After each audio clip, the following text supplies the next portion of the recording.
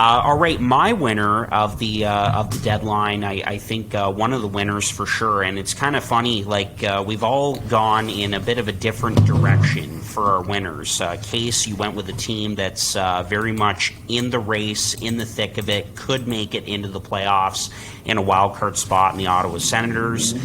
Chad, you went with a potential Stanley Cup contender in the New York Rangers. I'm going to go with a team that kind of punted on the rest of the season, and I think was very smart about how to handle all of this, given how the season has gone for them and where they're kind of at as a franchise after winning in 2018. Of course, I'm talking about the Washington Capitals. I think they did really well in the moves that they made. I think they got great value in return in the Orlov Hathaway deal with the Boston Bruins. I think they got great return for Lars Eller from the Colorado Avalanche. They get a second round pick there in I believe 2025, and then that trade with the Maple Leafs, Chad, I'm sorry to say, but a young, talented defenseman in Rasmus Sandin. We were talking about this off air, but you know, he's a young guy who just kind of got caught up in a numbers game on that Toronto blue line that is now just so overcrowded with defensemen. He ends up going somewhere where they are looking towards next year, and they're like, geez, like we have like next to no blue liners other than John Carlson. So he gets a great opportunity there. Sandin has got 5 points in 2 games, and Washington gave up a late first-round pick and Eric Gustafson, who probably won't get re-signed by Toronto in the summer, for a really good young player who just needed an opportunity. So I think when you add up all 3 of those points that I just brought up, I think it was a very good deadline for the Capitals. I think it was very smart. Brian McClellan realizing that this is not our year, and I think that, you know, they're going to kind of reset things this summer here and change up the roster a little bit, hopefully get healthy and be right back in the mix next season. I really like what the Capitals were able to do. Yeah, I was kind of shocked when I first saw the Orlov deal. You kind of think that Washington's in the same boat as Pittsburgh, where they've got the aging core and they'd want to make one more push, but they are outside of the playoff picture, which is a tight run in the East. So I think it makes a lot of sense to make this kind of quick decision to sell. And boy, did that Orlov deal, that must have put up the big billboard or something, because there's quite a few trades came in after that. I think they've got good value in all of their trades, so I can see why you pick them as the winners. It's definitely a different direction than what Chad and I took, because we took playoff teams, but yeah, you were going for the team that sold smart, and that topic's probably going to come up later when we talk about who we think lost.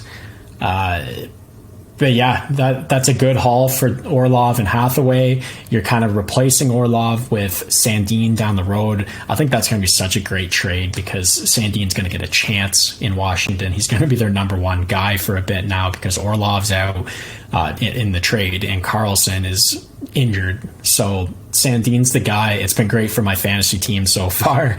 And then selling off on Eller, who's had a tough season, for a second round pick is great. Marcus Johansson going for his average rate of a third round pick at the trade deadline is another solid trade. So yeah, Washington, some good moves. You know, you've been traded too much at the deadline if you have an average rate. It's like, what's the going rate for Marcus Johansson? Here it is. It's a third in 2 years, sir. It's like Tyler Mott. I'm interested to see what they paid last year versus this year. If I should pull that up, see if it's the average rate or if it changed.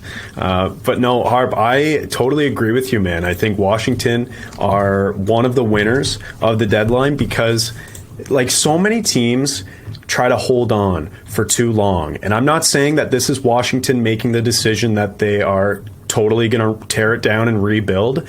I think they just realized that, look, they couldn't get deals done with a guy like Orlov, or, you know, maybe a guy like Eller doesn't fit into their team next year. So they just kind of managed their assets in the best way possible, in my opinion. So I think that's great that they did that.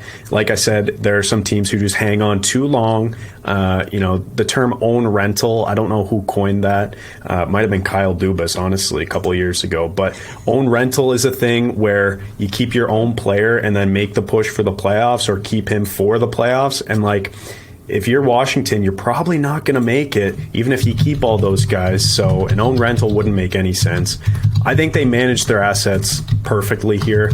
I do think they overpaid a little bit for Rasmus Sandin. I don't know if he's worth quite a first-round pick. That's why I was kind of happy with the value coming back from Toronto's perspective, because you upgrade on the player right now in Gustafsson and you get a first-round pick.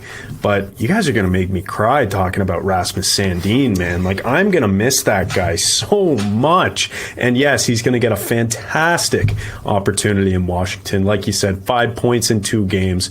It's great to see for the player, and I think Washington handled the deadline masterfully based on where they are in the standings and, you know, with that aging core and everything. By the way, Tyler Mott's average trade rate is all out of whack now. He went for a 4th-round pick last year, so...